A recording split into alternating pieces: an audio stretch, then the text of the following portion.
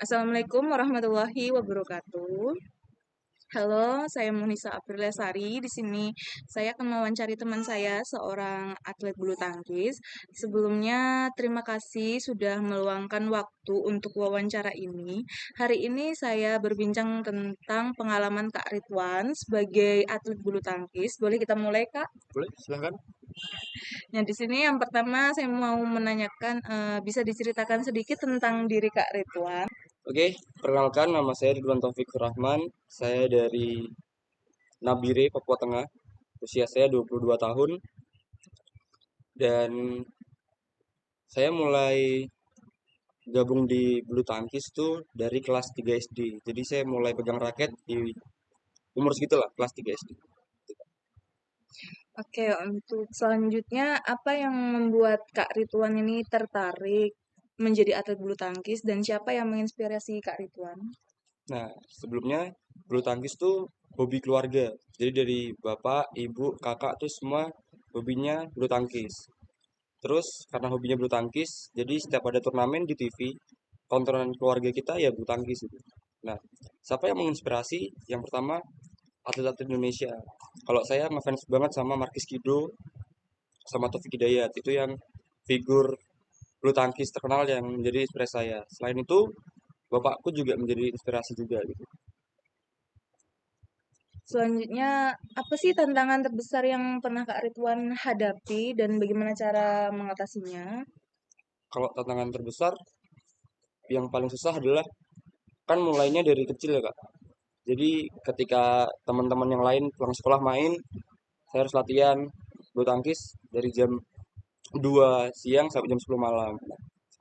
Tantangan terbesarnya mungkin itu karena godaan-godaan teman-teman yang kayak nongkrong, saya justru latihan gitu.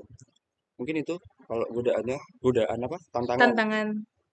Lalu bagaimana sih cara Kak Ridwan membagi waktu antara latihan dan kegiatan lain?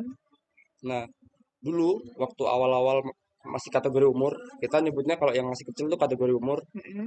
Jadi itu dulu dari klubku ada keringanan. Jadi klub yang menyelesaikan sekolah. Karena dari orang tua pasti tuntutan pertamanya kan sekolah. Jadi saya pulang sekolah langsung latihan. Nanti semisal ada PR atau ada apa kegiatan-kegiatan lain itu minta surat dari sekolah. Misalkan kayak gitu. Tapi kalau misalkan apa ya toleransi waktu untuk main segala macam itu emang nggak ada. Jadi membagi waktunya dulu dibantu orang tua, pelatih sama sekolah. Nah, kalau sudah setelah kategori umur kan kita masuk senior ya, Pak. Nah, itu biasanya kita sama klub tuh udah ada jadwalnya gitu. Kayak apa ya? Hmm. Disodorin kontrak gitu loh. Kayak gitu. Nah, kita nggak bisa keluar dari itu kan. Jadi harus pintar-pintar bagi waktu karena bagi atlet tuh kalau udah apa ya on time tuh udah yang paling dasarnya gitu loh. Kita nggak bisa main-main sama waktu. Jadi pembagian waktunya dulu kayak gitu pas latihan. Orang tua, pelatih sama sekolah. Itu Kak. Lalu selanjutnya bagaimana sih komunikasi Kak Ridwan dengan pelatih dan tim selama latihan atau pertandingan? Nah, selama latihan sama pertandingan tuh latihan dulu ya. Kalau latihan tuh biasanya setiap harinya tuh ada program-programnya beda-beda. Semisal hari ini fisik, besok kita latihan namanya stroke Kak. Jadi kalau kita kayak apa ya tanding tapi nggak dihitung poin itu namanya stroke. Jadi kayak latihan pola bulu tangkis gitu loh. Nah, komunikasinya beda-beda. Kalau sama pelatih fisik biasanya kita kayak dikasih catatan gitu loh. Ya. Fisikmu kurangnya ini, nafasmu segini, berat badanmu udah naik gitu-gitu. Kalau dari pelatih-pelatih yang pelatih lapangan yang ngurusi teknik segala macam itu juga kayak gitu. Misalkan pukulanmu powernya kurang, smasmu kurang tajam gitu-gitu. Nah, di satu sisi juga ada yang komunikasi tadi kak, yang kayak jadwal. Biasanya tuh kayak pelatihnya kita kan ada pelatih yang apa ya? Kalau sekolah tuh kayak wali kelas tuh. Kita nyebutnya kayak pelatih harian gitu. Itu yang megang kita. Jadi itu yang komunikasi terus sama orang tua, sama kita, segala macam. Kurang lebih sih kayak gitu ya.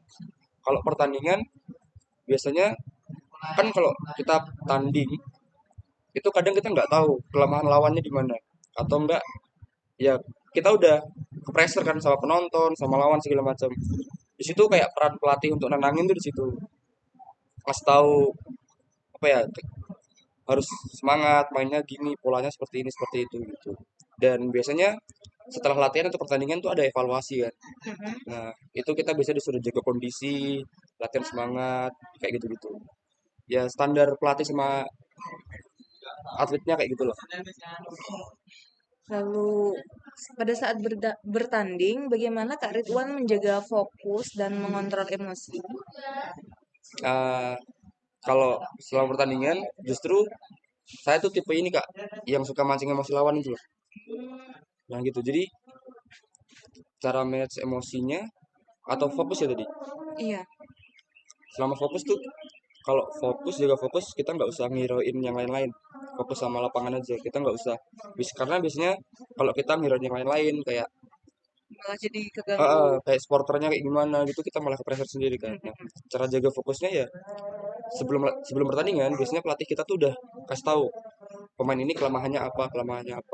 Kita ingat-ingat itu terus. Sama nggak usah terburu-buru sih kalau main tuh. Mungkin kayak gitu. Selanjutnya, apa sih harapan dan target Kak Ridwan ke depannya dalam dunia bulu tangkis? Nah, harapan gue dalam bulu tangkis mungkin untuk yang adik-adik ya kak.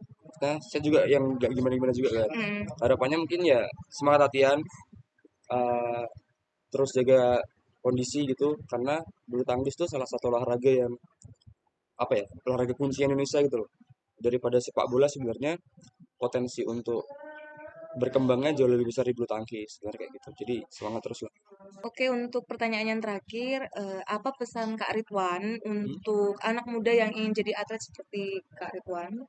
Dari atlet bulu tangkis, yang pertama harus dibuat senang sih, dibuat senang. Jadi kita ngejalaninnya tuh nggak yang apa ya, nggak yang Jadi beban. jadi beban gitu. Harus senang dulu pertama kalau mau jadi atlet, karena banyak banget godaannya mau jadi atlet tuh. Dan tentukan kalau emang mau benar jadi atlet, ya harus all out gitu, nggak bisa setengah-setengah, kayak gitu sih mungkin harapannya kayak gitu. Semangat lah, semangat. Oke, terima kasih banyak Kak Ridwan sudah bersedia meluangkan waktu dan berbagi pengalaman yang sangat inspiratif. Semoga Kakak semakin sukses dalam karir bulu tangkis ke depannya Kasih. dan bisa mencapai semua cita-citanya. Dengan ini saya akhiri wawancara ini. Wassalamualaikum warahmatullahi wabarakatuh.